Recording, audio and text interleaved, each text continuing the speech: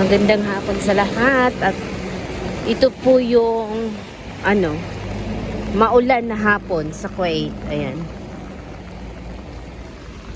Yan o, lakas ng ulan o. Lakas ng ulan. Lakas ng ulan ngayon. Buti na lang nakadala ko ng payong. So, yeah. Lakas.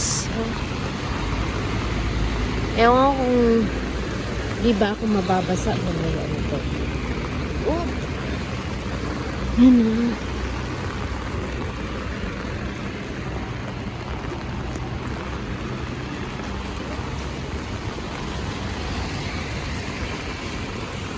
Ay! Grabe, parang basaan na yata yung ano ko. Yung sapatos ko, oh. Hindi pa naman pumasok sa sa loob. Pero yung ramdam ko na yung yung pantalon ko basa na. Maulan, malakas yung ulan. Malayo-layo pa yung lalakarin ko doon. So, yun nga. Update ko lang. Kagabi, actually parang madaling from 11 something yata nag-siren, tumunog yung siren isang beses. Tapos madaling araw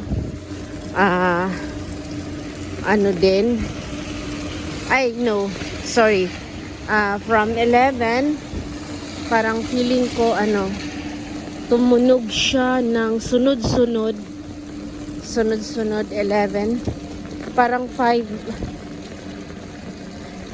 na 5 beses sunod-sunod ang tunog niya.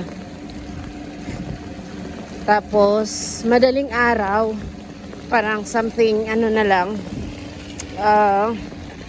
isang beses ba yun? So yun lang, tumunog yung siren. Kanina kasi tanghali na ako nagising. So 2 ako nagising. So habang tulog ako, hindi ko alam kung tumunog ba yung siren o hindi. Baka nakatulog ako ng mahimbing kaya hindi ko narinig. Pero yeah, so we're okay naman. Ngayon wala naman, hindi naman tumunog yung siren. Kaso lang yun, ito nga,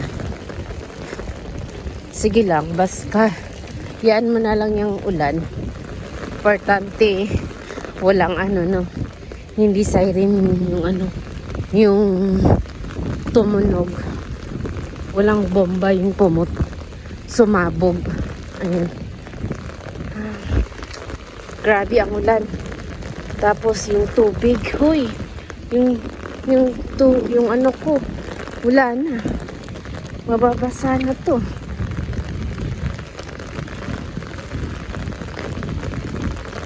Ito yung problema sa Kuwait. Konting ulan, na kaagad. Na kaagad siya.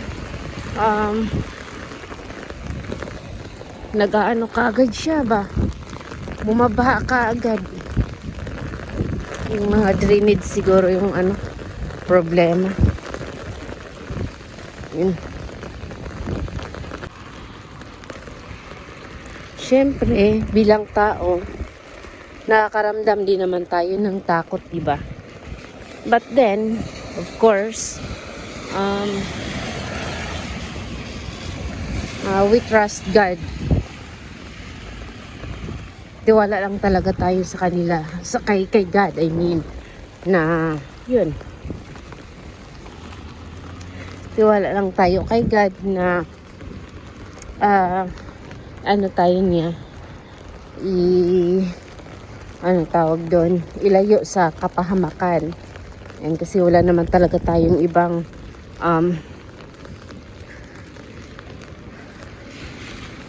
maasahan. Wala naman talagang ibang magliligtas sa atin kundi si God lang, di ba? So, yun.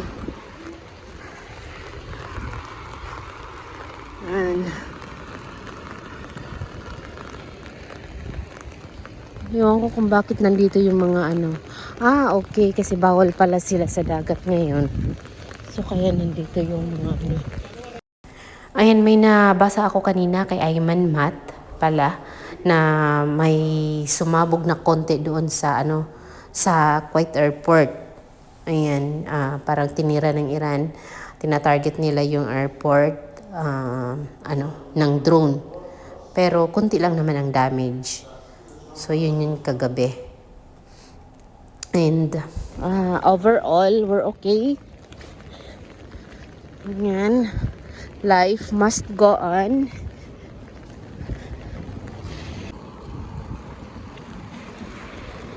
Hindi naman talaga yung tawag nun, yung nanginginig ka sa takot, alam mo yun, kasi thanks God naman yung Kuwait, thanks to Kuwait government din, kasi napaka din nila, yung parang ang handa, napakahanda, and then kontrolado nila yung sitwasyon. Ayun, naagapan naman yung mga missiles na pumapasok dito sa Kuwait. Ayun, na-intercept nila ba. So yeah, so yun lang. Thank you for watching OFW Kuwait. Yun po yung kulay blue. Yun po yung office namin. Nasa po kami? Nasa 24th floor. Ayan. So minsan natatakot. Natatakot baka maligaw yung drone.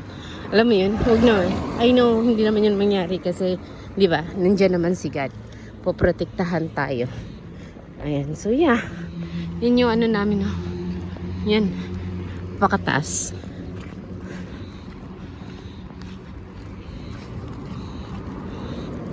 Pasok pa lang since Ramadan. So, hapon po yung pasok ko.